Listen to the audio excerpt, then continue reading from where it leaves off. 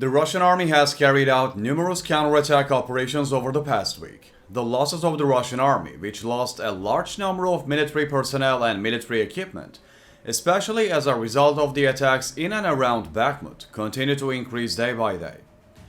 This week, especially in Bakhmut and its surroundings, strong Russian offensives in the Avdiivka region were successfully prevented by Ukrainian forces.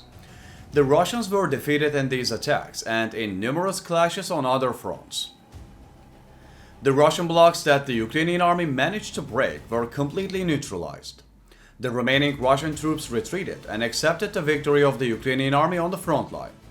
While the Ukrainian army is forming a strong defense bloc in the areas where Russia is conducting offensive operations, it aims to weaken the supply power of the Russians by carrying out attacks from the flanks towards the rear of the Russian troops with other counterattack teams.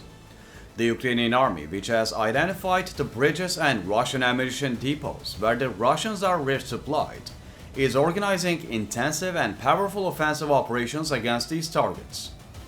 In recent days, the Russian army has been unable to respond to Ukraine's strong defense and counterattack operations. The Russian army is experiencing a nightmare on the front after unsuccessful attacks. According to the official results of the General Staff, the Russian army lost 5,190 soldiers during this week. These losses occurred in Russian offensives, on the Ukrainian defense fronts, and in other conflict zones. What do you think about the losses suffered by Russia?